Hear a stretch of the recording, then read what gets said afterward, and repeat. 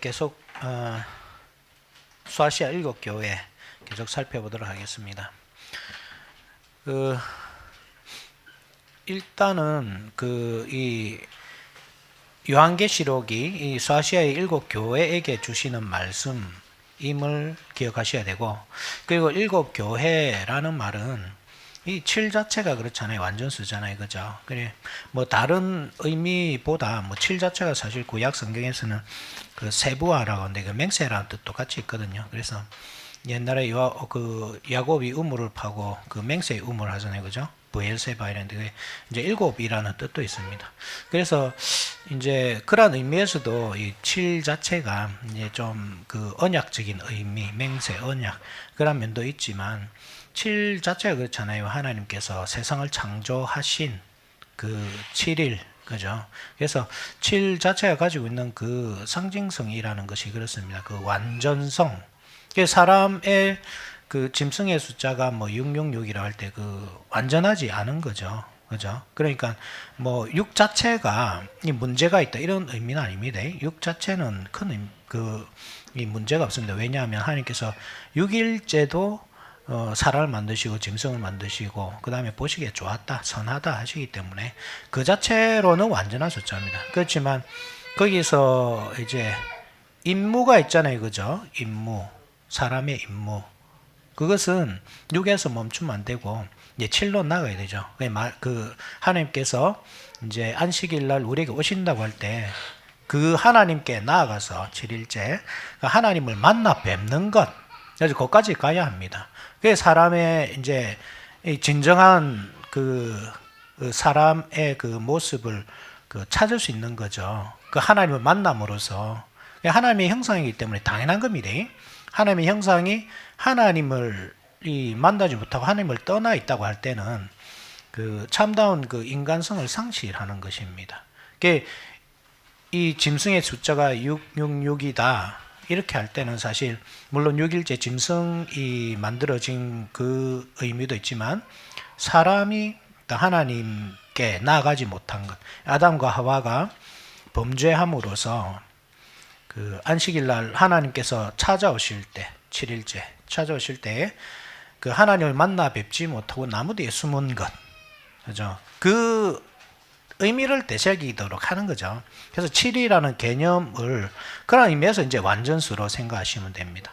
하나님의 숫자죠. 하나님께서 오시는 숫자. 그래서 특별히 이 사도 요한이 7이라는 숫자를 참 많이 쓰죠. 요한복음을 보도 7가지 이 하나님 예수님의 표적, 그죠? 7가지 표적을 중심으로 요한복음이 이렇게 쭉 진행되는 것을 볼 수 있잖아요. 7가지 표적.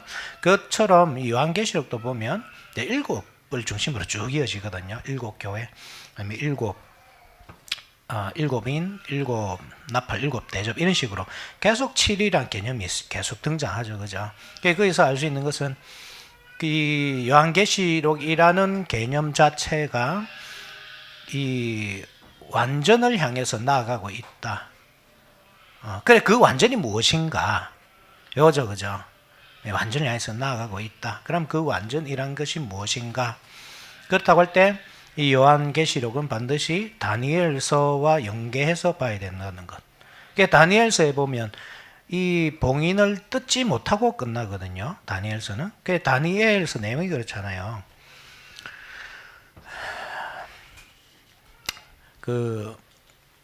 이스라엘 백성들이 이제 포로 생활, 70년의 포로 생활이 다 끝나가지고 돌아와야 되는 타이밍이거든요, 이제.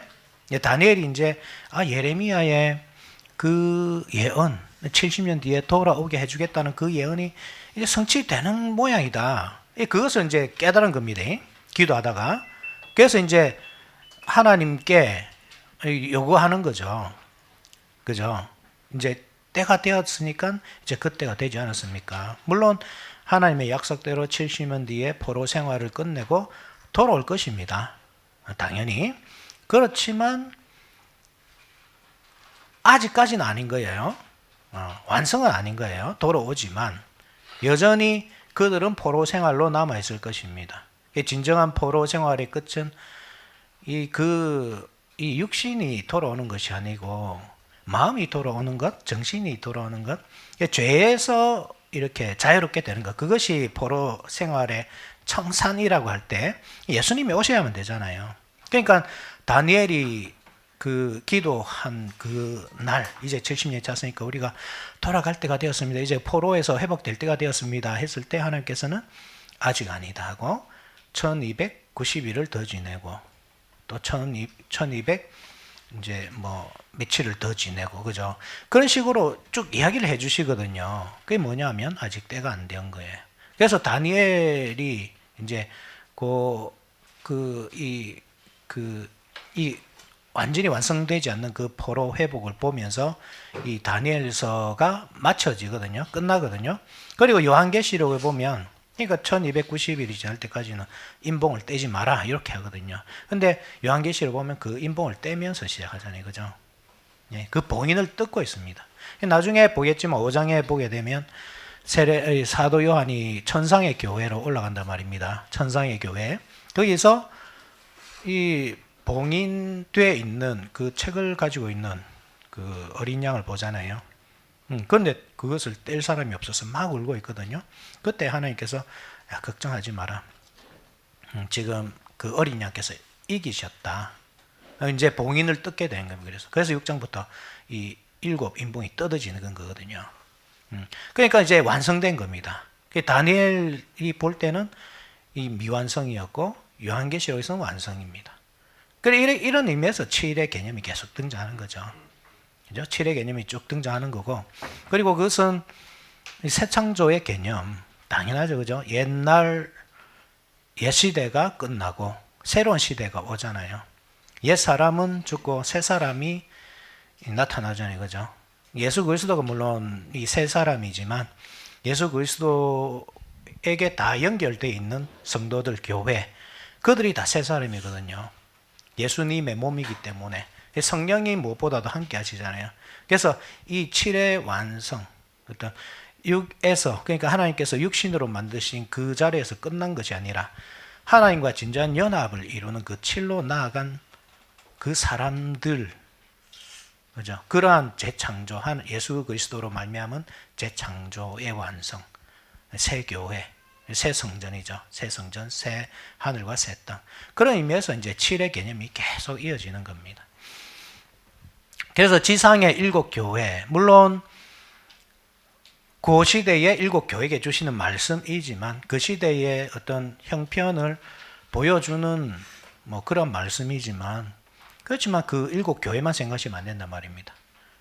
7 자체가 완전수고, 그리고 이 7 교회에 사실 모든 이 시대의 교회를 다 담고 있거든요. 그래서 다 담고 있고, 그리고 그 과거로부터 미래에 등장할 교회, 즉 우리 교회, 우리 같은 교회까지 다 포함된 그 내용입니다. 여기에 묘사된 교회들이. 그래, 교회들을 보면, 7 교회를 보면 어떤 교회는 참 아름답고 어떤 교회는 볼품없죠. 그죠? 완전히 죄에 잠식돼가지고 칭찬 하나도 못 듣는 교회들이 있습니다. 그렇지만 우리가 기억해야 될 것은 예수님은 그러한 교회라도 지키고 계신 거죠. 7 교회 사회를 계속 거니시면서, 그리고 7 목회자들을 손에 쥐고서 그 교회를 목회하고 계신 겁니다. 그러니까 우리가 이 지상의 교회, 완전하지 않은 교회, 그 교회들을 해서 우리가 비판하기는 쉽지만 참 이 잘못된 것은 우리가 이 눈에 잘 들어오잖아요. 그죠? 참 비판하기 쉽지만, 그렇지만 우리 눈에 안 보이는 그 예수님의 임재를 우리가 계속 볼 수 있어야 돼요. 그 교회에 직분자가 있다는 사실. 그 직분자를 통해서 계속 복음을 증거해 주신다는 것. 그 복음을 통해서 교회를 회복시켜 가기를 원하시는 예수님, 그리고 실제로 회복해 가시는 그 예수님을 바라볼 때 우리가 함부로 교회를 판단하고 비판하고 손가락질하고, 이게 얼마나 위험한지 아셔야 되는 겁니다. 그죠? 그 예수 그리스도의 신부라고 할 때 점도 있고 흠도 있죠. 예. 틀림없습니다. 지상의 교회가 완전할 수 없거든요. 지상의 교회는. 지상의 교회가 물론 우리가 완전함을 추구하면서 살아야 되지만, 그렇다고 완전함에 이를 수 있다는 뜻은 아닙니다. 우리는 절대로 완전함에 이룰 수 없습니다. 그냥 영화롭게 되어갈 뿐이지 이 성화의 과정에 있지. 이게 그 어떤 완전함을 이 지상에서 이룰 수 있다고 하면 우리는 더 이상 뭐 사람이 아닌 거죠, 그죠? 우리 하나님인 거죠. 예, 그런 경우는 없습니다. 예수 그리스도께서 다시 오실 때 우리가 신앙 고백으로 고백하듯이 우리의 육신이 죽을 때에 그죠? 육신의 성화가 완성되고 그리스도께서 다시 오실 때에 우리 영화의 성화가 완성된 겁니다. 영화롭게 되는 거죠. 이렇게 육신과 영화가 함께 부활을 통해서 완전함으로 나아가잖아요. 그때까지 교회는 이 지상의 교회는 완전하지 않은 겁니다. 그러니까 우리가 한편으로는 그래서 완전함을 추구해야 되지만 또 한편으로는 불완전함을 어느 정도 우리가 인정하면서 가야 됩니다. 그러니까 완전함을 추구하다 보면 이 완전주의로 가다 보면 우리가 너무 비판적으로 될 수 있습니다. 그러니까 자기도 완전할 수 없으면서 뭐 부족한 교회 또 부족한 성도 뭐 비판할 수 있는 거죠. 그래서 막 사실 교회가 뭐 완전한 성도들만 모일 수가 없고 그 부족한 사람들이 섞여 있을 수밖에 없는데 그들을 용납하지 못하는 이 경지에 나아간다면 우리가 예수께서 부르시는 그 사람을 우리가 밀어낸다고 한다면 우리가 참 회개해야 될 모습이죠, 그죠? 우리가 이 양면성을 항상 인정해야 됩니다. 교회는 완전함을 보고 바라보고 나가야 되지만 그렇지만 절대 완전할 수 없다. 이 지상의 교회는. 이거를 항상 우리가 생각해야 됩니다. 그래서 7교회를 보면 완전하지 못한 모습들이 계속 드러나고 칭찬받는 교회가 있는가 하면 완전히 뭐 포로 생활과 같이 그죠? 그런 교회도 있는 것입니다. 우리 교회가 이 7교회 중에 어떤 모습을 가지고 있다 이렇게 보기보다 7교회의 모습을 사실 우리가 다 가지고 있죠. 다 가지고 있고 그럴 때 우리 예수님이 우리를 그냥 두는 분이신가? 그렇지 않고 그 각 교회의 어떤 약점을 충분히 보상할 만한 모습으로 딱 드러나잖아요, 그죠? 그래서 이 첫사랑을 잃어버린 교회, 에베소 교회에는 뭐 어떤 모습으로 나타납니까? 그 행위를 잃어버린 교회잖아요, 그죠? 그 교회에게는 7별을 붙잡으신 이. 그러니까 목회자들을 붙잡고 계속 말씀으로 그 교회를 치유하고 있는 모습을 볼 수 있잖아요, 그죠? 그게 우리 예수님인 겁니다. 그 교회의 부족함을 지적하시지만 너 화가 나 이렇게 두지 않으시고 예수님께서 직접 그 교회를 이 약한 부분을 이 목양을 통해서 치유하고 계신 모습을 볼 수 있는 거죠. 한편으로 목회자들이 이런 말씀을 보면서 자기 교회의 어떤 약점을 알아야 되는 거죠. 그래서 그 약점을 알아야 그 약점을 위해서 기도를 하고 하나님 예수님께서 그 목회자의 어떤 그 입을 통해서 말씀을 주실 거 아니면 그죠. 그래서 그 말씀으로 고쳐 나가야 되는 겁니다. 그 한편으로 그렇고 그리고 우리는 항상 그 말씀을 또 귀담아 들어야 되고 그 말씀이 우리 참 자존심을 상하게 하잖아요. 사실 복음이란 것이 우리 스스로는 뭐 사실 다 성인들이고 뭐 자유의지를 다 가지고 계시고 뭐 나름대로 뭐 열심히 신앙생활도 하는 분들이고 그런 사람들에게 죄인이다. 고쳐야 될 게 많다. 그런 소리 들을 때마다 사실 마음이 무너지고 그죠? 힘들잖아요. 그렇지만 그 약점을 극복해야만 우리가 성화를 통해서 완전으로 나아가기 때문에 그러한 교회에 또 하나님이 예수님께서 약속을 주시잖아요. 여러 가지 약속을 주시잖아요. 그죠? 생명의 면류관 또 그 흰돌 그죠? 이런 그 상들을 면류관 이런 상들을 계속 이렇게 제시하면서 결국 우리가 상을 받기 위해서 이 지상의 교회가 어떻게 세워져 가야 되는가 말씀으로 계속 자기를 돌아보면서 고칠 거는 고치고 장점은 계속 극대화하면서 달려가는 것입니다. 종점을 향해서 그죠? 종점을 해서 물론 그리스도가 오시면서 끝날 수도 있죠. 우리가 살아있는 동안에 그리스도께서 다시 오시면 그때 모든 상황이 끝날 수도 있고 우리의 죽음으로서 끝이 날 수도 있고 우리는 항상 죽음이 우리 주위에 있다는 사실을 기억하고 그래 뭐 여러 가지 이 뉴스나 이런 사건들을 보면 참 젊은 나이에 또 어린 나이에 뭐 사람들이 죽기도 하잖아요. 그 죽음이 우리를 피해간다 생각하시면 안 됩니다. 그죠? 항상 죽음은 우리 가까이 있고, 뭐 나이가 차서 돌아가시는 분들 계시지만 뭐 사고로 죽을 수도 있거든요. 그 죽음이 우리에게 저주가 아닌 것은 하나님께서 왜 이 젊은 나이에 데려가십니까? 우리가 원망할 일이 아닌 것은 그렇게 함으로써 우리의 어떤 경주가 끝이 나는 겁니다. 그러니까 이게 복인 거예요. 성도의 죽음은 복이죠.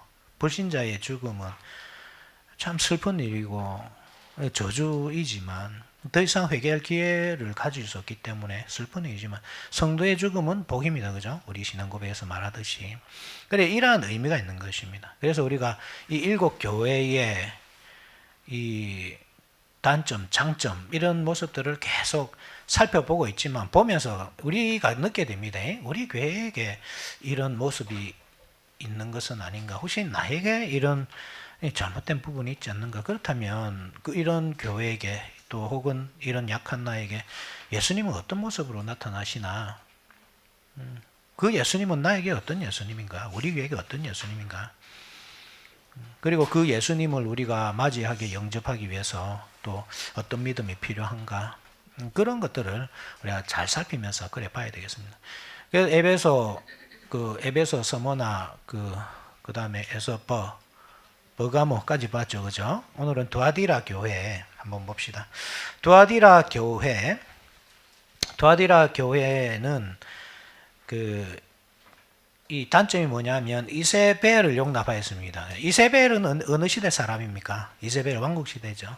그래서 지금 계속 역사를 흘러오고 있습니다. 이게 일곱 교회가 그 역사에 있었다 이 말이 아닙니다. 뭐 에베소 교회가 저기 뭐 에덴 동산의 교회를 말한다 이 말이 아닙니다. 그러한 교회를 보여주고 있는 겁니다. 반사해주고 있는 겁니다. 그러니까 이 에덴 동산의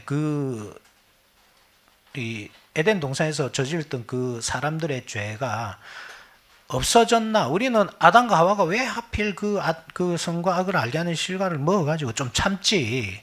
하나님께서 먹을 것을 얼마나 많이 주셨는데 거기 탐내가지고 우리까지 고생시키네. 어렵게 쉽게 생각하지만 그 죄가 우리의 죄라는 사실을 우리가 인정해야 되죠. 우리도 끊임없이 계속 선과 악을 알게 하는 나무의 실과를 먹잖아요. 우리도.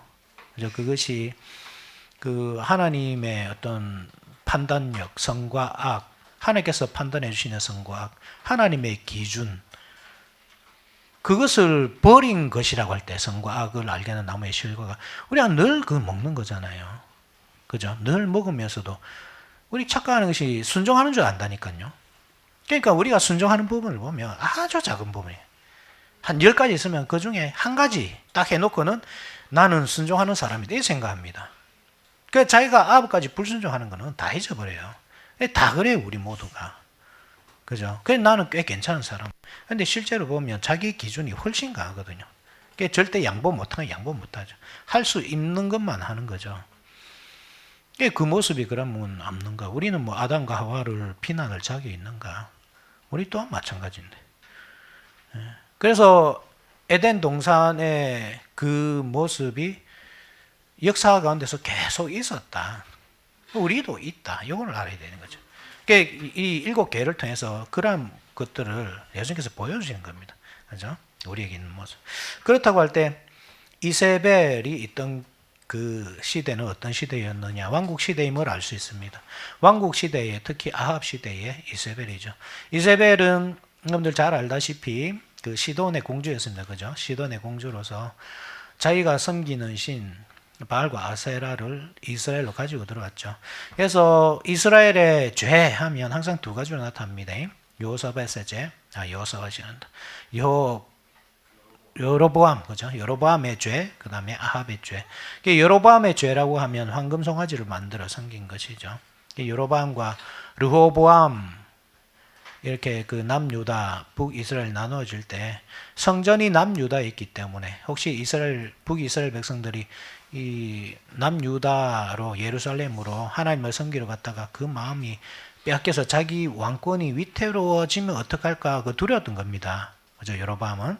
그래서 자기가 이렇게 단과 브엘세바에 제단을 쌓아놓고 황금소가지 만들고 자기 마음대로 절기를 정하고 그 자기 마음대로 제사장들을 세우고 이렇게 이제 섬긴 거죠. 그냥 하나님을 떠난 것은 아닙니다. 그렇지만 하나님을 떠나지는 않지만 자기 마음대로 하나님을 이렇게 만들어서 섬긴 거죠. 이게 이계명을 어긴 죠. 이계명.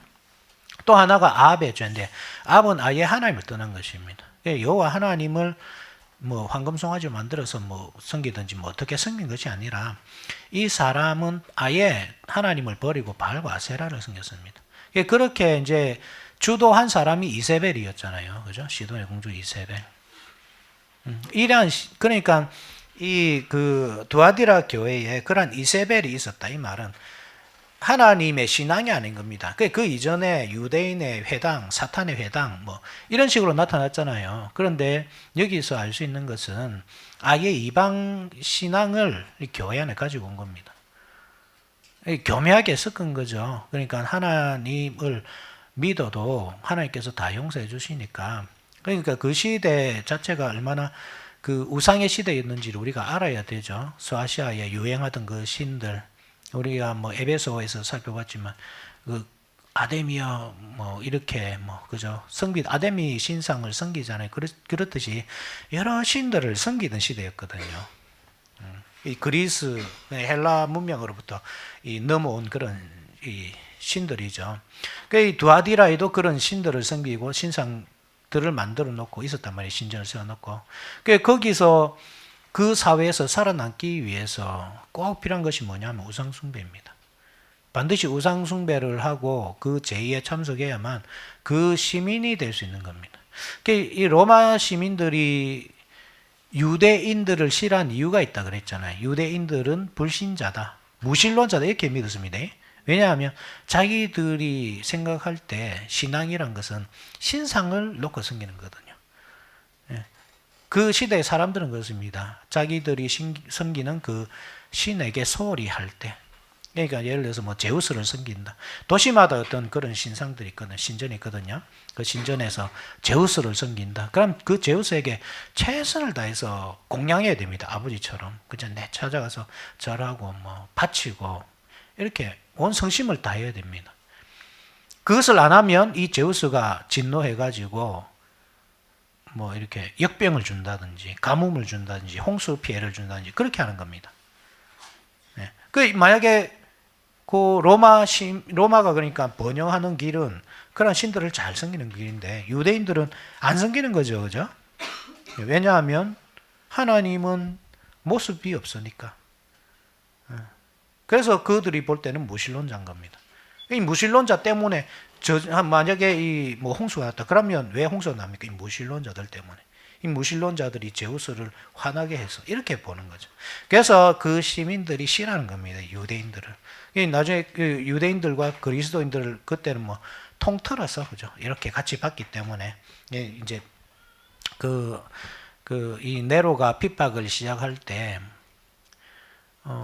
뭐 글라우디오 때에 유대인들이 로마에서 쫓겨난 이유기도 하고 그리고 나중에 네로가 핍박할 때 그 사람들이 아주 즐거이 동참하는 이유도 뭐 그렇죠.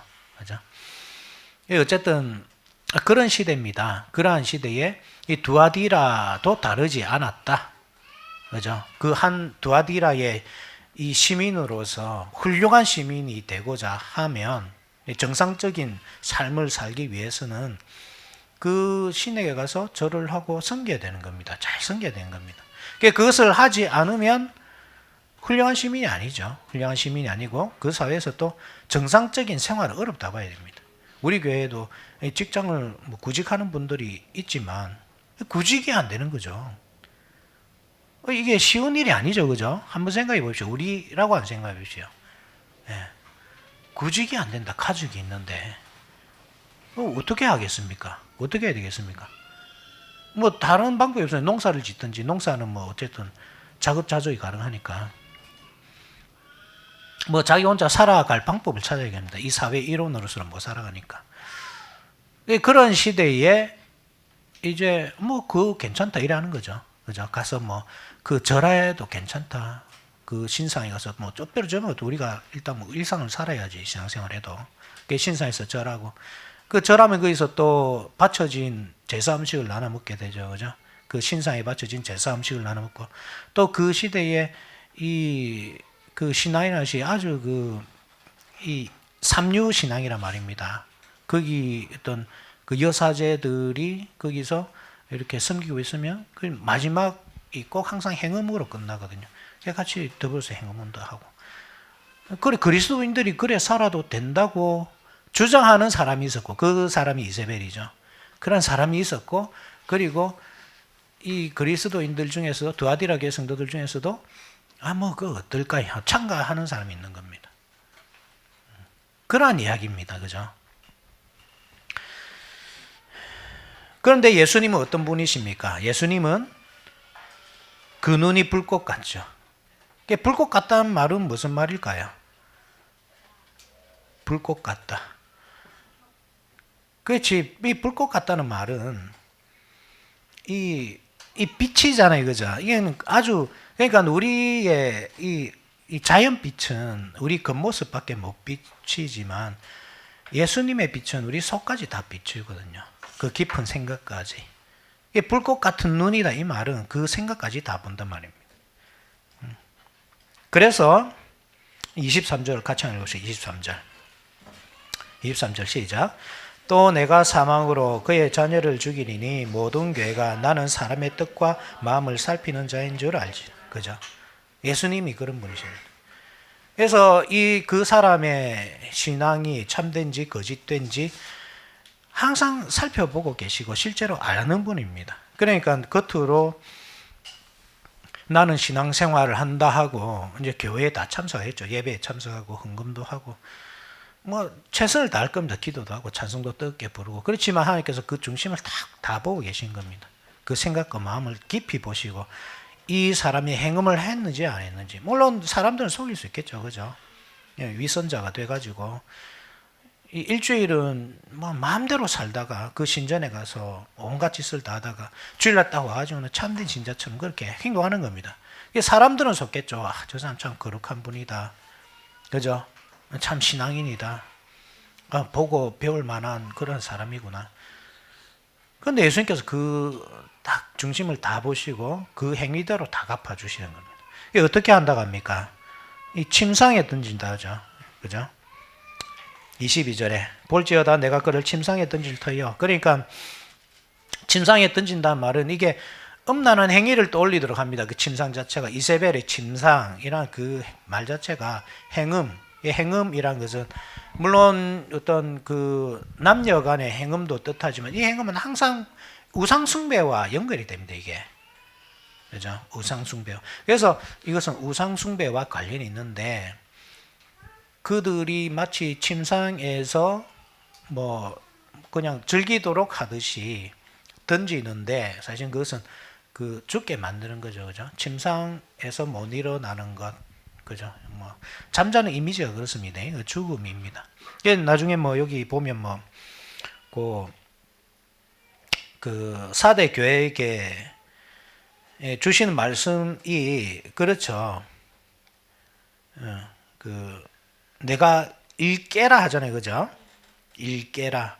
깨어라 이 말이거든요. 잠에서 깨라 이 말이거든요. 이게 뭐냐면 네가 살았다 하나 사실은 죽은 자다 하는 말이거든요. 이게.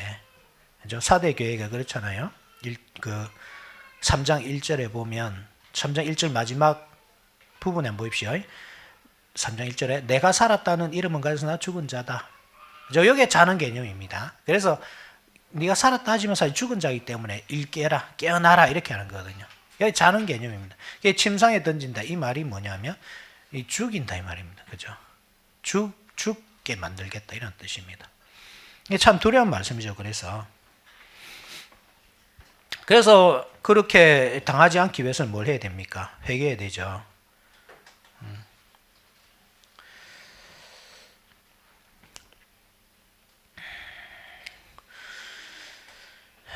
돌이켜야 됩니다. 그럴 때 하나님께서 이제 상을 주시는데 돌이킬 때 그리고 그 음행에 참가하지 않은 사람, 끝까지 신앙을 지킨 사람 그리고 회개한 사람 그에게는 만국을 다스리는 권세. 이 왕국 시대이기 때문에 그렇죠. 왕국 시대. 왕국 시대이기 때문에 다스리는 권세를 주고 또 동시에 새벽별, 그죠? 새벽별이 누굽니까? 그렇죠. 요한계시록 22장 16절에 뭐 지저스 모닝스타의 정명석이래 뭐 그래 뭐 주장을 하는데 자기가 뭐 새벽별이라는데 예수님이 새벽별이죠. 그래서 이 참남한 사람입니다. 그 사람이 뭐 영적인 일이기 때문에 뭐 옛날에 보면 지금이야 거의 뭐 소멸됐잖아요. 제임에서 그죠. 그런데 그 다른 사람들 보면 참 명문대도 많고 여대생들이 그 영감님 진짜 바지 가랭이 붙잡고 따라다니는 거 보면 어떻게 저렇게 이성이 마비될까 싶잖아요. 이게 그래 영적인 일이 참 무서운 겁니다. 마귀 사탄이 우리의 모든 판단력을 완전히 마비시킵니다. 그죠? 예. 그러니까 그 배웠다고 하고 뭐 그런 소위 뭐 엘리트 계층들이 그 영감님을 열심히 따라다니고 추종하고 그래 하는 거죠. 어쨌든 뭐 그 참남한 인물입니다. 자신이 제이메스라고 주장하는 그 사람은 이 완전히 진짜 음녀 이세벨입니다. 그런 사람이 음녀 이세벨입니다. 어쨌든 예수님입니다. 새벽별. 그러니까 예수님이 새벽별이란 말은 예수님께서 직접 통치자로서 오신다는 말입니다. 한편으로 예수님께서 그 눈이 불꽃 같고 또 한편으로 뭡니까? 빛난 주석 같죠. 그 발이 빛난 주석 같다. 이 말은 그 주석이란 성경에서 주석 이 같은 뜻을 씁니다. 항상 그렇습니다. 구약 성경에도 주석도 되지만 놋도 됩니다. 이 단어 자체가. 그죠? 놋. 그래서 그 다리가 놋과 같은 겁니다. 그 눈이 불꽃 같다고 할 때는 우리가 성전에 있는 그 등대, 그죠? 7 등대를 생각해야 되고, 예수님의 눈이 등대잖아요. 그죠? 7 눈. 기억납니까? 7 눈, 7 영, 7 등대. 요한계시록에서 나오는 그 상징들입니다. 같습니다. 그죠? 예수님의, 그래서 이 등대가 켜져 있다는 뜻은 항상 하나님께서 지켜보신다 이런 뜻입니다. 이 등대라는 개념 자체가 그랬잖아요. 살구꽃이 지켜본다. 그래서 이 등대가 켜져 있다는 것은 하나님께서 지켜보고 계신 겁니다. 그 사람의 이 상태를 이 속속들이 지켜보고 계신 겁니다. 하나님께서. 그 등대가를 그래서 제사장도 항상 감금해야 되고 끄트리면 안 되잖아요. 끄트린 것은 하나님의 눈을 감기는 행위이기 때문에 약한 것입니다. 뭐 그렇게 한다고 뭐 감기는 것은 아니지만 이스라엘 백성들이 항상 그 성전을 보고 있잖아요. 그 등불이 켜져 있는지 안 켜져 있는지. 그죠? 그리고 이 성전을 항상 생각하고 하나님을 생각한다면 그 등불을 꺼뜨리지 않겠죠. 하나님을 생각한다면. 그 등불이 꺼뜨린다는 것은 성전을 돌보지 않는다는 뜻이거든요. 그러니까 신앙이 아주 식은 그런 때는 등불이 꺼지겠죠. 어쨌든 그 하나님 예수님의 눈이 불꽃 같다 이 말은 이 성전의 등잔을 생각이 되고 놋이라고 할 때는 놋기둥입니다. 그죠? 놋기둥, 놋으로 만든 성전에서 놋으로 만든 부분이 두 부분이 있는데 놋기둥 2개입니다. 성전 바깥에 그 안쪽에는 이제 뭐 물론 쇠로 철을 사용하게 되지만 대부분 금으로 만들어지잖아요. 그죠? 안쪽에. 그렇지만 바깥쪽에, 성전 바깥쪽에 따로 있는 기둥도 놋으로 만들어집니다. 그래서 이 예수님의 다리가 그렇다, 놋과 같다, 놋 기둥을 생각하게 되고, 항상 그것은 성전이 세워진 것은 뭐냐 하면 정착입니다, 정착. 한번 봅시다. 우리가 앞에 봤지만, 그 제가 설명 안 하고 넘어가서 그렇습니다. 1장 15절 한번 보십시오. 1장 15절. 자, 1장 15절 같이 한번 읽어봅시다. 시작. 그의 발은 풀무불에 단련한 빛난 주석 같고 그의 음성은 많은 물소리 같으며 그의 발이 풀무불에 단련한 빛난 주석 같다. 풀무불에 단련했다. 이 말은 풀무불의 개념 자체가 항상 포로 생활이잖아요. 예, 그렇죠. 이 애굽이 쇠풀무였습니다. 애굽이 쇠풀무. 그 백성들을 단련하는 장소. 바벨론이 풀무불입니다. 그죠? 그래서 다니엘의 세 친구가 풀무불 속에 던져지는 것. 그것은 이스라엘 백성들이 지금, 유대인들이 지금 어디에 있느냐. 바벨론이라는 그 풀무불 속에서 단련받고 있다. 그 사실을 보여주는 거죠. 대표성으로서. 그죠? 그래서 풀무불에 단련했다. 이 말은 예수님께서 바로 그 이스라엘 백성들의 포로 생활에 동참하신 분이시고 그들을 또 그곳에서 이끌어내신 분이신다. 다리 자체가 나중에 10장 요한계시록 10장 1절에 보면 나오지만 그 발이 불기둥 같다 이렇게 합니다. 그때는 불기둥이 뭡니까? 그 구름을 입으시고 그리고 불기둥 같다. 그러니까 불기둥과 구름 기둥이죠, 당연히. 그건 뭡니까? 이스라엘 백성들을 출애굽시키시는. 출애굽시키실 때 앞서 가신 분입니다, 하나님이. 그리고 이스라엘 백성들 그 다리를 보고 따라가죠. 그 발걸음을 보고. 그 개념입니다. 그 개념이 다 들어있는 겁니다. 그런데 여기서 녹기둥이라고 하죠. 두아디라. 이것은 지금 이 움직이는 상태가 아닙니다. 그죠? 정착입니다. 예. 정착하지 않을 때는 성막입니다. 맞죠? 성막이 항상 움직이는 성전이잖아요. 하나님께서 불기둥 같은 다리로 항상 움직이시잖아요. 그렇지만 빛난 주석과 같다. 이 말은 거기에 고정되어 있는 분입니다. 성전이 세워지고부터 이스라엘 백성이 더 이상 방랑생활을 하지 않고 정착을 하거든요. 그래서 그곳에 정착해서 이 이스라엘 백성들을 다스리고 계신 겁니다. 불꽃 같은 눈으로 보시면서. 그죠? 다스리고 계신 겁니다. 그래서 이세벨이 비록 마치 모든 그 힘을 다 가지고 있는 것 같잖아요. 모든 권력을 다 가지고 있는 것 같고, 이 무서운 이 철권 통치 때문에 바알과 아세라에게 무릎 꿇지 않은 사람이었고, 그래서 엘리야가 뭐 아무도 없습니다. 모든 사람에게 무릎 꿇었습니다. 그때 예수님 하나님께서 하신 말이, 야, 그래도 이 무릎 꿇지 않은 7,000명을 내가 남겨두었다. 이렇게 하시잖아요. 그죠? 그것처럼 그러한 시대단 말입니다. 이 두려운 시대. 그렇지만 그 시대라 하더라도 예수님의 통치가 없느냐? 있는 겁니다. 예수님의 통치는. 그 백성들과 함께 있는 겁니다. 그곳에. 성전이 세워져 있는 이상 함께 있는 것입니다. 그리고 통치하고 계십니다. 그죠? 통치하고 계시고, 그 통치가 부족한 것이 아니라 아직까지 완전한 것이 이루지 않았기 때문에, 그죠? 완전한 것은 언제 이루죠? 예수님께서 오실 때 완전히 이루어지죠. 그때까지 참고 인내하는 것이 이 두아디라 교회, 옛날 왕국 시대의 교회가 해야 될 일이죠. 참고 인내하고 기다리는 것, 그죠? 그곳에서. 그래서 이제 요 인내하고 참고 기다린 사람에게 하나님께서는 이 통치권을 주고, 그리고 새벽별을 주겠다. 예수님께서 오신다.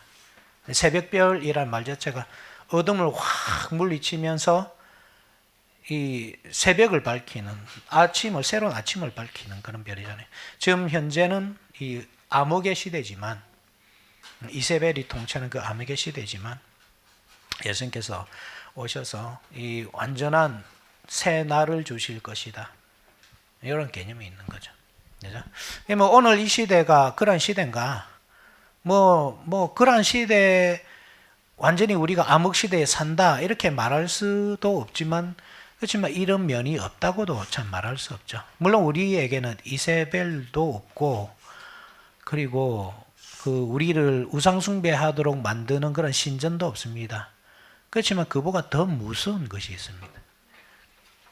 유튜브. 유튜브. 너무 무섭습니다. 저는 유튜브 너무 무섭습니다, 여러분. 예, 제가 여러 번 말씀드리지만 유튜브라는 것이 참 사람을 이 갇힌 공간 속에 다 가두는 그런 역할을 합니다. 유튜브가. 알고리즘이잖아요. 알고리즘. 그 소리만 계속 들리는 겁니다. 알고리즘으로 내가 원하는 사람은 그렇잖아요. 자기 듣고 싶은 것만 듣거든요. 그 마음에 가장 합당하게 맞춰주는 그 매체가 유튜브입니다. 듣고 싶은 것만 계속 들으죠. 보수 유튜브 하면요, 보수 이야기만 계속 들어줍니다. 그거 계속 듣고 있으면 그게 진리인 줄 알고, 나머지는 다 사탄인 줄, 사탄처럼 보입니다.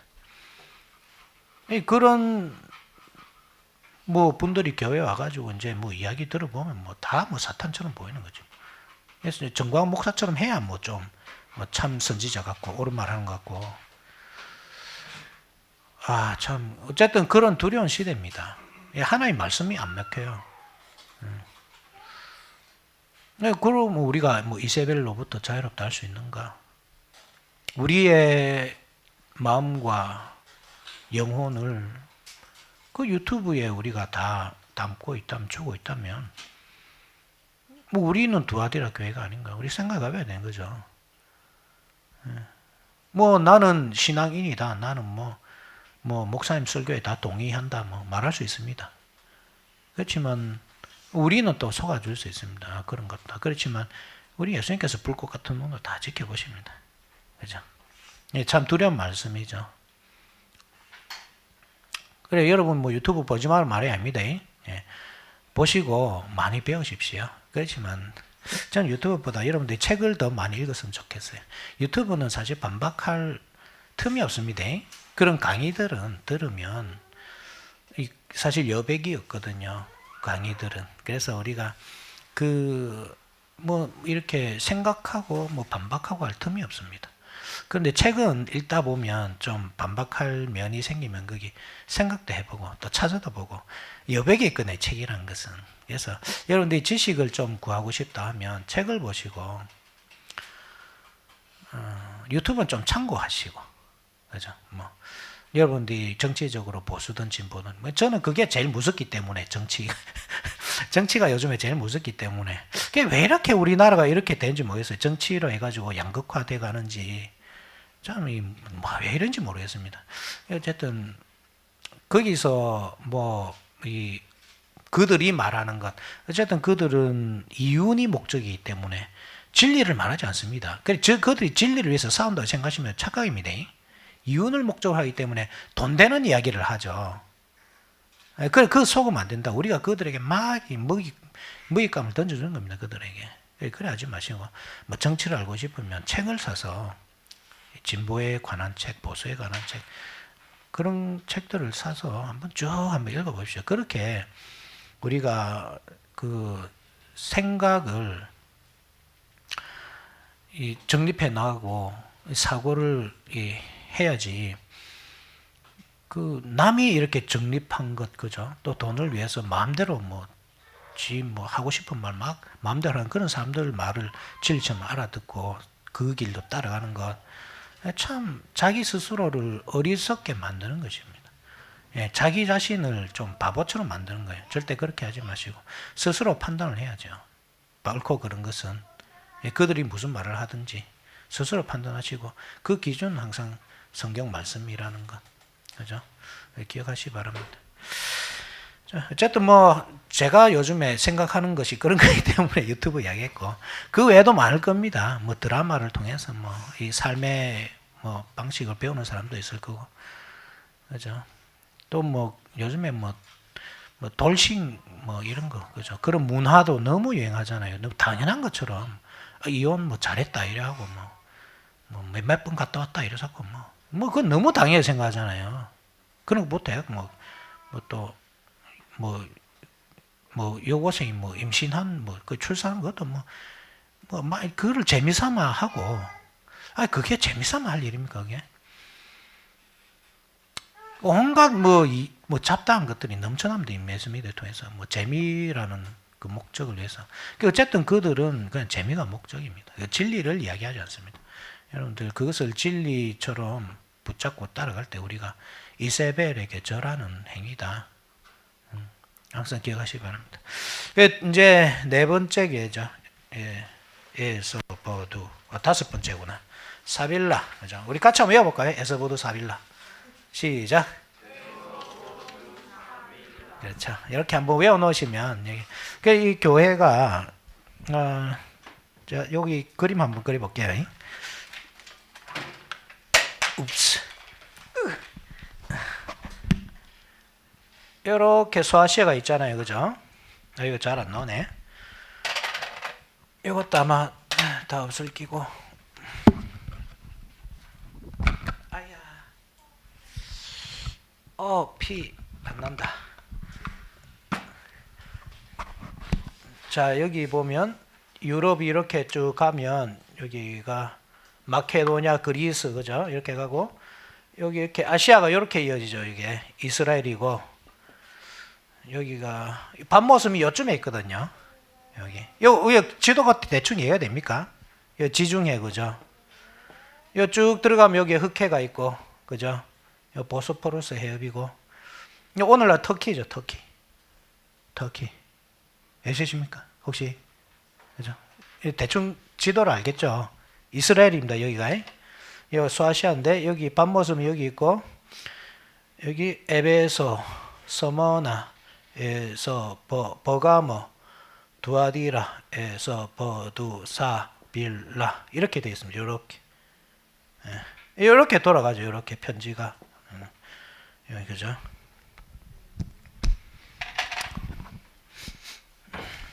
요 순서로 쭉 주어진다 이렇게 하시면 되겠습니다.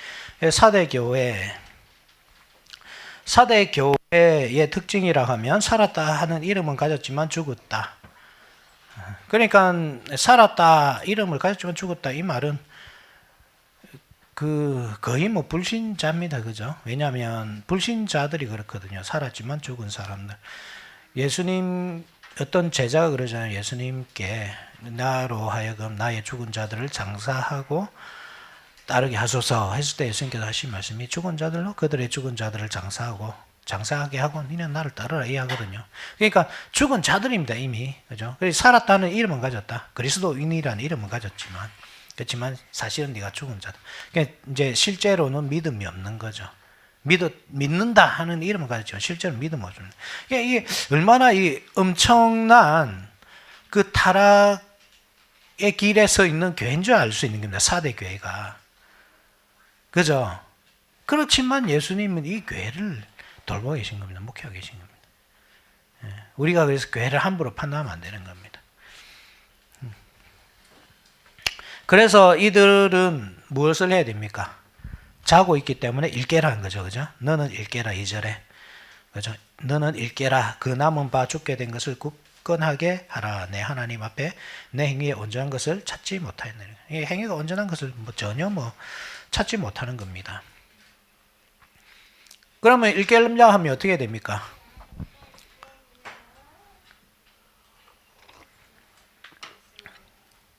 그렇죠. 말씀을 들어야죠. 사람이 죽는 이유가 그렇거든요. 그죠? 죽는 이유가 영적으로 잠든다, 죽는다, 그러한 이유가 복음을 안 듣기 때문입니다. 왜냐하면 믿음은 들음에서 나고 들음은 예수 그리스도의 말씀으로 말미암기 때문입니다. 그죠? 믿음으로만 살잖아요. 오직 의인은 믿음으로 말미암아 살리라. 그러니까 그 믿음은 복음을 들음으로써 되는 겁니다. 그래서 예수님이 이 교회에게는 어떤 목회자로 나타난지 보십시오. 1절에 사대교회 사자에게 편지하라. 하나님의 7영과 7별을 가지시니 7영은 뭐죠? 성령 하나님. 7별은 뭐죠? 제가 확인해라 했잖아요. 외우라고 했잖아요. 기억해라 했죠. 1장 20절 다시 한번 봅시다. 1장 20절. 1장 20절 같이 읽어봅시다. 시작. 내가 본 것은 내 오른손에 7별의 비밀과 또 7금촛대라. 7별은 7교회의 사자요 7촛대는 7교회니라. 그렇죠? 7별이 뭐라고요? 7교회의 사자, 목회자. 그러니까 예수님이 무엇을 가지고 계신가? 7영, 하나님의 성령과 목회자를 쥐고 계신 분. 그러니까 목회자를 통해서 성령 이 목회자라는 이 매개체를 통해서 성령과 말씀으로 교회를 통치하고 계신 것. 그러니까 그 음성에 귀를 기울여야 되는 거죠. 목회자의 음성에 그 설교에 귀를 기울여야 됩니다. 그것을 어떻게 표현하느냐? 3절 같이 봅시다. 시작. 그러므로 내가 어떻게 받았으며 어떻게 들었는지 생각하고 지켜 회개하라. 그러죠. 어떻게 받았으며 어떻게 들었는가? 무엇을 받습니까? 복음. 무엇을 듣습니까? 복음. 그 복음을 들은 복음 그것을 지켜서 행하라. 그것이 일깨는 거죠. 일어나는 겁니다. 깨서 일어나는 겁니다.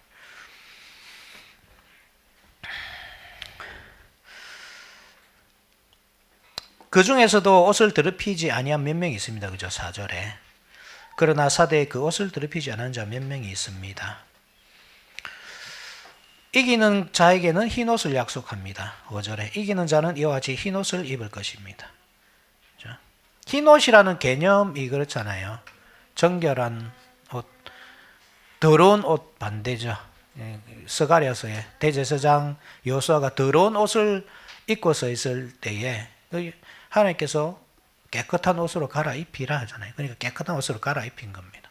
이 사람이 어떤 사람입니까? 흰 옷을 입은 사람들은 어떤 사람들이죠? 믿는 사람이죠. 믿는 사람. 죽지 않고 일깨어 있는 사람, 깨어 있는 사람인데 그 사람은 어떤 사람이냐? 말씀을 설교를 항상 듣고 그죠? 자기 삶에 적용하고 살면서 그렇게 사는 사람이, 그런 사람이 깨어 있는 사람이, 그런 사람이 흰 옷을 입은 사람. 이 사람들이 무슨 죄를 안 짓는다 이 말이 아닙니다. 그죠? 누구나 죄를 짓죠. 그렇지만 믿음이 있죠. 믿음이 있으면 의로운 겁니다. 이게 참 놀라운 사실이죠. 같은 죄를 똑같은 죄를 범하고 산다 해도 신자나 불신자는 어떤 때는 불신자도 도덕적이고 윤리적일 때도 있잖아요. 그죠? 그렇다 하더라도 믿음 있는 사람은 흰 옷을 입은 사람. 하나님께서 의롭다 딱 칭해 주신 것. 이것은 절대 안 변하는 겁니다. 물론 성화되어 가야 되지만 그죠? 요 믿음이 있는 사람은 그 의는 절대로 안 변하는 겁니다. 그리고 생명체에서 결코 지우지 아니하리라. 그죠?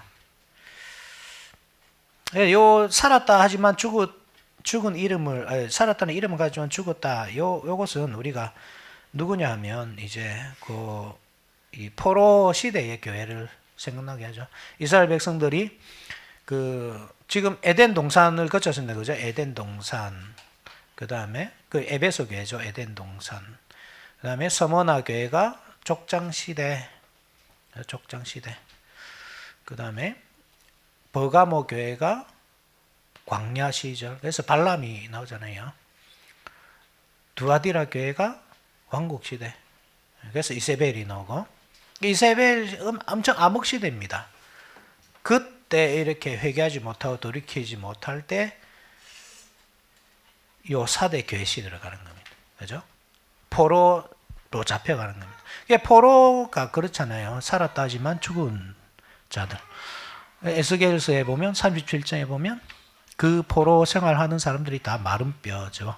마른 뼈. 하나님께서 그들을 살리시잖아요. 그죠? 마른 뼈. 그리고 그 백성들에게 무덤에서 나와라 이렇게 그들을 부르고 계신 장면을 우리 에스겔서에서 볼 수 있죠. 그 장면입니다. 사대교회. 그 다음에 빌라델비아 6번째 교회. 빌라델비아 교회 7절 같이 한번 읽어봅시다. 시작. 빌라델비아 교회 사자에게 편지하라. 거룩하고 진실하사 다윗의 열쇠를 가지시니 곧 열면 닫을 사람이 없고 닫으면 열 사람이 없는 그가 이르시되. 8절을 보면 볼지어다 내가 내 앞에 열린 문을 두었으되. 다윗의 열쇠를 가지신 그 예수님께서 문을 열어놓으신 것입니다. 원래는 닫혀 있었죠. 왜 닫혀 있었습니까? 에덴 동산을 한번 생각해 보십시오. 에덴 동산에 아담과 하와가 범죄하자 그들을 이 동산 밖으로 쫓아내시고 그 문을 이 화염검을 든 천사들로 하여금 지키도록 하시잖아요. 지키잖아요. 그죠? 그게 닫힌 겁니다. 그러니까 이스라엘 백성들이 포로 생활로 간 거, 이게 에덴 동산에 쫓겨난 거거든요. 그죠? 가나안 땅에서 적과 꿀이 흐르는 가나안에서 쫓겨난 것이 에덴 동산에서 쫓겨난 것과 같은 사건입니다. 닫힌 거죠. 못 돌아가는 겁니다. 그 문을 다시 열어 놓으신 겁니다. 그러니까 이 빌라델비아 교회는 이 포로 회복 시대라는 사실을 알 수 있죠. 가장 포로 회복 시대에서 가장 중요한 것은 성전입니다. 왜 그렇다 했죠? 포로는 항상 방랑, 그죠? 애굽에서 종살이 할 때 방랑하잖아요. 방황하잖아요. 광야 생활, 유랑 생활하고 가나안 땅에서도 계속 유랑 생활을 하다가 성전이 건축되는 그 시점에 다 정착하죠. 하나님께서 정착하셔야 다 정착을 하거든요. 정착하는 것. 그처럼 이 빌라델비아 교회, 포로에서 회복되어 돌아온 교회도 제일 중요한 것이 성전 건축. 그리고 그 성전 건축을 통해서 성전이 건축됨으로써 그 백성들이 정착하는 것.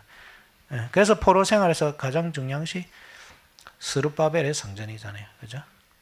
스룹바벨의 성전을 짓고 그 다음에 무너진 성을 보수하고 이스라엘 백성들이 자기의 본토로 돌아오는 그런 역사들이 포로 회복 시절이었죠.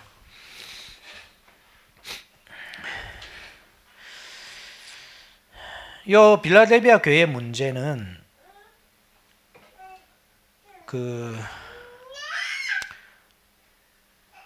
없습니다. 그죠? 빌라델비아 교회가 그러니까 칭찬만 받은 교회가 있는데 그 중에 한 교회 이 빌라델비아 교회가 그렇습니다. 그래서 보면 하나님께서 책망을 안 하십니다. 그리고 칭찬하시고 왜냐하면 그 포로 생활에서 뭘 합니까? 완전히 단련되어서 돌아오기 때문에 그죠? 요 단련되어서 돌아오는 그 상태의 사람들은 책망할 것이 없죠. 당연히 그 죄를 다 씻고 오기 때문에. 그래서 그 약속만 줍니다. 그죠? 그 약속이 어떤 약속입니까?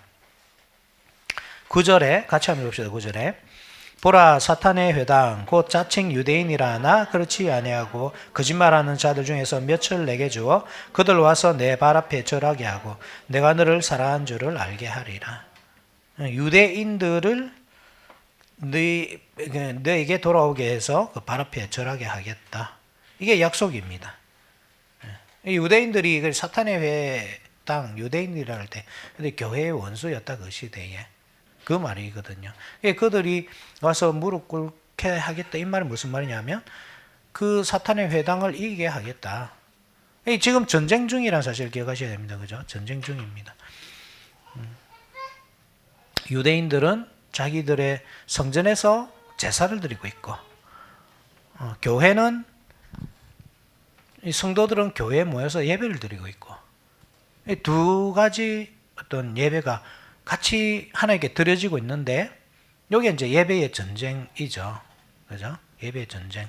그래서 하나님께서 누구의 예배를 받으시느냐, 누구를 위해 싸우시느냐 할 때 이 사탄의 회당으로 판명난 유대인들이 아니라 교회. 그래서 교회가 이겼기 때문에 무엇을 얻느냐 하면 전리품을 얻는 거죠. 그 전리품이 유대인들이죠. 사탄의 회당에서 빼앗아온 유대인들. 그러니까 포로에서 돌아온 이 애굽에서 이스라엘 백성들이 탈출할 때도 똑같습니다. 그죠? 수많은 잡족들이 출애굽에 동참하잖아요. 그리고 가나안 땅에 들어가서도 이방인들이 계속 동참을 하죠. 이게 전쟁에서 승리한 개념입니다. 이방인들이 돌아오는 것. 그리고 그 이방인들 돌아온 그 이방인들을 통해서 교회를 세우는 것. 성전이라고 할 때 옛날에는 돌성전을 생각하지만 사실 중요한 것은 돌성전이 아니고 사람 성전이거든요. 그죠? 사람 성전. 예수 그리스도의 몸이 곧 성전이기 때문에 교회이기 때문에 그렇죠. 그래서 교회라고 할 때 우리는 이 건물을 교회라 하지 않습니다. 그죠? 우리 사람, 우리 모임을 교회라고 하죠. 그죠? 그래서 그들을 전리품으로 얻는 게 참 중요합니다. 이스라엘 백성들이 출애굽할 때 그 사람들로부터 기금속을 다 받아가지고 그것으로 성막을 짓듯이 요게 그 전리품 개념이죠. 이스라엘 교회는 사탄과의 전쟁에서 사람들을 전리품으로 얻어서 그들을 통해서 교회를 세우는 것. 그죠? 그런 개념입니다. 그래서 이제 이 성전이 중요하고 그래서 성전을 약속하는 겁니다. 12절에 한번 보십시오. 12절. 이기는 자는 내 하나님 성전의 기둥이 되게 하리니 그가 결코 다시 나가지 아니하리라. 성전의 기둥 뭐라 했습니까? 정착하고 그래서 다시 나가지 아니한다. 포로 생활로 네가 나가지 않는다. 이 말이죠. 이게 작게 크게 이렇게 아주 미세하게 다 연결이 되어 있는 걸 볼 수 있죠. 그죠? 이 성경 전체의 역사를 조망해 주는 겁니다. 전체의 역사를. 시간이 조금 갔지만 우리 아디에가 여기까지만 합시다. 여기까지만 합시다. 아이고 어쨌든 빨리 갈라 했는데 생각보다 요 7교회 끝나면 조금 더 이제 빨리 갈 것 같습니다. 자, 라오디게아 교회 의 문제는 무엇입니까? 그들은 차지도 않고 뜨겁지도 않다. 그러니까 차지도 않고 뜨겁지도 않다. 이게 어떻게 해석해야 되는가? 이게 이 온천수와 찬물이 이렇게 라오디게아 교회 이 양쪽에서 막 흘러와 이 라오디게아 교회에서 이 부딪히는데 그래서 미지근하된다 물이. 그래서 그 물을 먹으면 막 토할 것 같고 그렇다. 이런 식으로 많이 해석하는데 그래 그런 고고학적 증거들 그것으로는 저는 성경 해석한 게 참 조금 저는 위험하다고 생각합니다. 왜냐하면 고고학적 증거들은 항상 뒤집어집니다. 이게 이것 좀 찾았다 하면 다른 증거들이 나타나고 그게 그렇게 그러한 사실을 바탕으로 역사적 사실을 바탕으로 기록했을 수도 있겠죠. 했을 수도 있다 이 말은 아닐 수도 있다 이 말이죠. 항상 성경의 근거가 가장 중요하고 좋습니다. 그래서 차다는 말은 일단은 식은 겁니다. 식은 거. 뭐가 식었습니까? 이 마지막 때에 항상 예수님께서 오셨을 때가 마지막 때입니다. 7교회 마지막입니다. 지금 라오디게아 교회가. 그 마지막 때에 어떤 일이 있습니까? 사랑이 식잖아요. 마태복음 24장. 요 갈무리 해놓으시고 마태복음 24장 한번 봅시다. 마태복음 24장.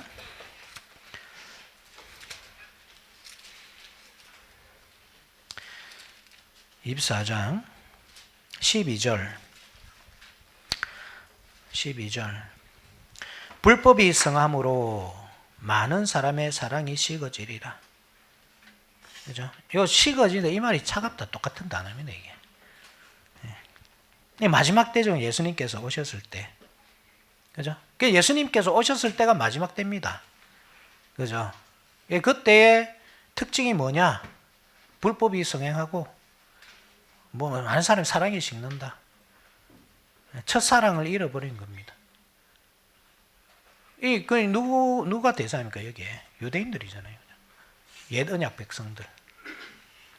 자기들은 하나님께 대한 사랑이 막 불탄다고 생각했지만 사실은 식어 있는 겁니다. 그죠? 뜨거운 거는 반대겠죠. 그죠?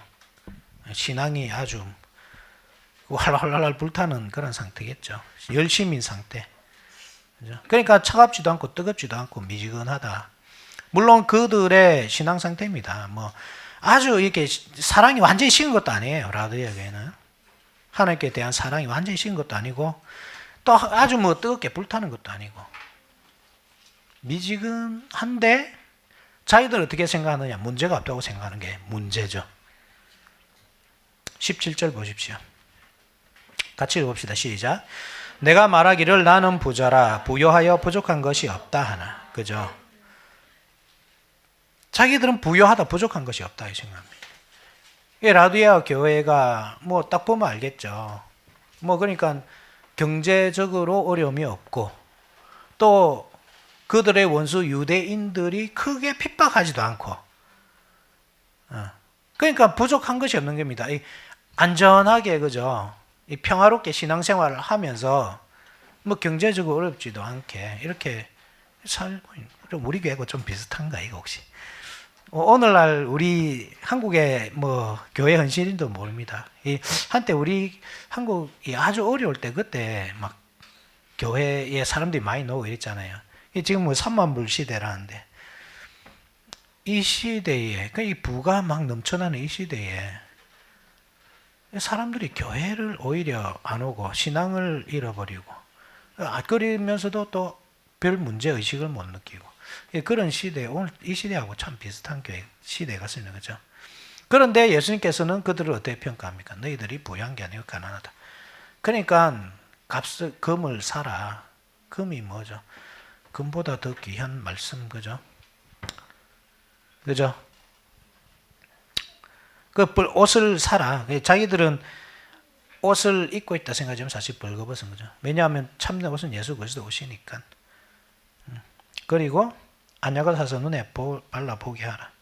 자기들은 본다고 하지만 사실 보지 못하는 상태. 영적인 소경의 상태. 옛날 유대인들이랑 똑같잖아요. 그죠? 이 사람들은 아담과 하와보다 더 합니다. 왜냐하면 아담과 하와는 자기가 벌거벗은 걸 알았거든요. 그죠? 이게 부끄러운 숨습니다. 근데 이 사람들은 벌거벗고 있으면서도 자기들이 벌거벗었다 생각을 안 합니다. 망상 속에 사는 거죠. 사실은 그 벌거벗은 모습으로 하나님 앞에 섰을 때 죽게 되는데 하나님 앞에 선다는 것은 두려운 일이거든요. 죽습니다. 죄가 있는 상태에서는. 그래서 옷을 갖춰 입어야 됩니다. 제사장들이 옷을 입어야 하나님께 나가서 제사를 드릴 수 있습니다. 근데 갖추어 입지 않고 가는 거죠. 망상소에 빠져서 하는 거죠. 예수님이 어디 계신지 한번 보십시오. 20절에 볼지어다 내가 문 밖에 서서 두드리노니. 그러니까 에덴 동산으로부터 역사를 쭉 뚫고 오셔서, 그죠? 모든 역사를 쭉 뚫고 오셔서 바로 문 밖에 이제 서 계신 겁니다. 그게 두드리고 계신 거죠, 예수님께서. 그래서 내 음성을 듣고 문을 열면 내가 그에게 들어가서 그로 더불어 먹고 그는 나와 더불어 먹으리라. 그리고 이기는 자에게는 내 보좌에 함께 앉게 하여 내가 이기고 아버지 보좌에 함께 앉을 것 같이 하리라. 보좌에 앉게 하는 것. 그래서 나중에 보겠지만 사정에 보면 이제 그 천상의 교회로 올라가거든요. 요한이 지금 지상의 교회를 돌고 있잖아요. 천상의 교회로 올라가는데 보면 예수님께서 그 보좌에 앉아 계십니다. 그 보좌까지, 그러니까 이 예수님의 뜻이 하늘에서 이루어진 것처럼 땅에서도 이루어지는 그 원리. 땅에서 풀면 하늘에서도 풀리고 땅에서 매면 하늘에서도 매이는 그 원리. 그러니까 우리가 죽으면 예수님의 보좌에 간다, 이 개념이 아니고 이미 우리가 이 땅에 있지만 이 참교회는 이미 보좌에 이르러 있습니다. 그래서 우리가 풀면 하늘에서도 풀리는 겁니다. 우리가 매면 하늘에서도 매이는 것입니다. 이게 연결이 됐기 때문에 그렇습니다. 그런데 이게 연결이 끊어져 있기 때문에 그 예수님의 보좌, 그 통치와는 아무 상관이 없죠. 내가 아무리 출교해도 루터가 뭐라 합니까? 그래서 그 교황의 교수를 불태워버리잖아요. 그죠? 그게 바로 이 교회입니다. 이런 교회. 예, 연결되어 있지 않고 그러면서도 아무 문제 없다고 생각하고 자기가 부유하다고 생각하고, 그죠? 황금 망토를 걸치고 살아가면서 자기가 벌거벗은 줄 모르는 그 상태. 라디오 교회죠. 우리가 이 7교회를 쭉 살펴봤지만 이 우리의 모습도 다 반영하고 있습니다. 우리는 이 7교회와 좀 비교해서 좀 낫다 참 말할 수 없을 겁니다. 우리의 그 현실을, 우리의 마음을 불꽃 같은 눈으로 우리의 이 생각과 뜻을 감찰하시는 그 하나님 눈앞에서 어디 감히 낫다고 하겠습니까? 이 문제는 그 상태에 있으면서도 내가 문제 없다 생각하는 그게 참 문제인 거죠. 우리의 문제를 바르게 깨달아야 되고 회개해야 되고 그 자던 그 상태에서 일어나야 됩니다. 혹시 좀 잠든 분 계십니까? 영적으로. 그죠? 뭐 주위를 살피지 마시고 영적으로, 그죠? 자기 자신 안 바라보시라. 영적으로. 옛날에는 내가 참 신앙생활 잘했는데, 그죠? 그런데 지금 내 모습을 보면 기도해도 별 뭐 감흥이 없고 찬송해도 그렇고 뭐 예배 시간에도 뭐 그렇게 큰 은혜가 없고. 그런데 문제는 내가 문제라는 사실을 모르는 것. 먹고 살만하고 집안에 큰 우환도 없고. 그러니까 문제가 문제인 거예요. 그래 참 하나님께서 우리에게 고난을 주신 게 은혜인 게 그런 걸 통해서 우리가 돌아보거든요. 나에게 우환이 생기면 나 자신을 돌아봅니다. 내가 하나님께 신앙생활 못해서 하나님께서 나에게 이런 우환을 주시는 건 아닌가. 고난이 참 은혜죠, 그럴 때는.